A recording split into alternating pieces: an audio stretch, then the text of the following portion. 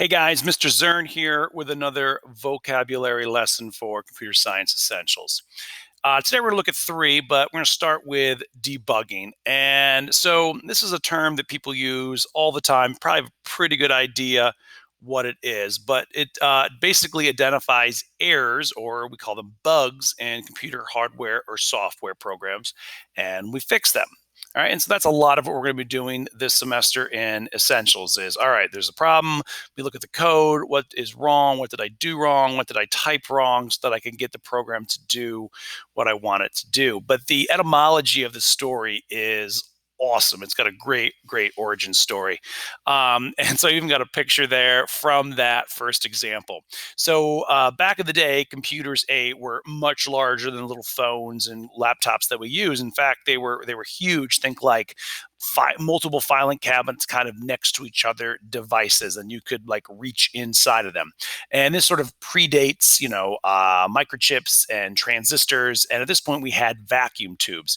Now, you might not be all that familiar with a vacuum tube, but basically it works a little bit like a light bulb. And so it was energized, it would light up, and you could, this is a sort of an analog way to do, computer stuff back in the day. And in the summer, and anytime it's warm out, you know very well that when the light is on at night outside, bugs are attracted to it. And so you'd have these buildings with these giant computers in them, and these vacuum tubes would light up when they were energized, and bugs, surprise, surprise, would be attracted to these bugs, to these vacuum tubes, and they'd get in there.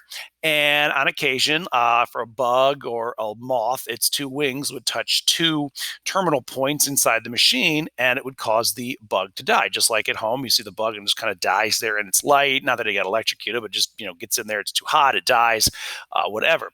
But these bugs would actually create shorts in the program and the computer. Now that these two terminals were connecting, the computer wouldn't run right, or the program wouldn't do its computations correctly.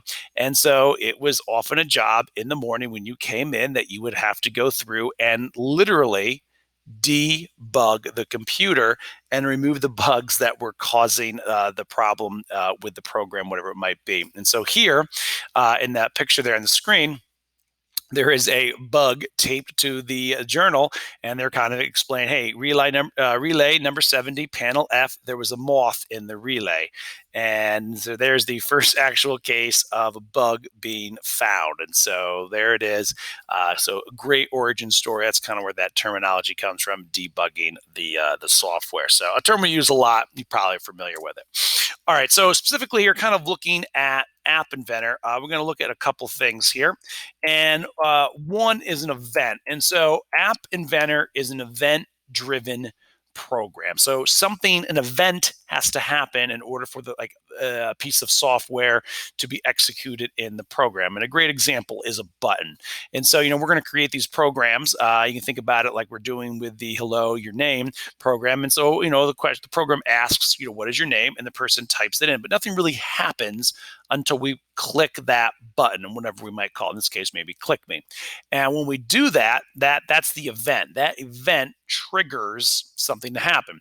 If we look at the event that we've got there on the screen, you can see, hey, when button one is clicked, so we can see a picture of the button, what it would look like on the user interface. And then on the code side, we can see that event and the event handler. And inside of it is, this play the sound. So that sound will never play until the event, it triggered, whether by pressing, and there's lots of ways that we can trigger the event on those tablets. We could obviously press the button, we could shake the device, you can drag your fingers across the device depending on what you're doing. So with App Inventor is an event-driven program, and nothing is going to happen until an action or the event is somehow triggered through a variety of ways. So it kind of takes us directly into the next one, which is an event handler. And so this is where some people get into a little bit of trouble.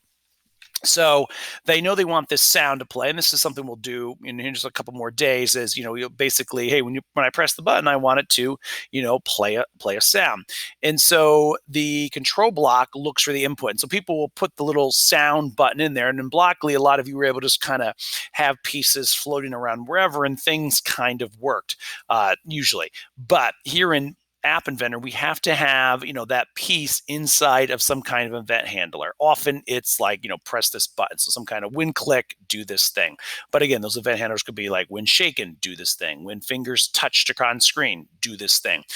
So like, for example, that sound would never play two ways. One, it has to be inside the event handler. So if it's just kind of floating around your designer side, the code side of things in App Inventor, never going to play.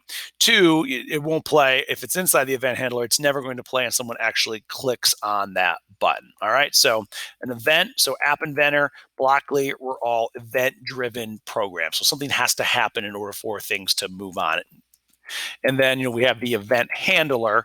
I've talked a lot about that, but often, be buttons. So, hey, when I click this button, do these things. All right. So that's it for this time. I'll see you guys, talk to you guys later.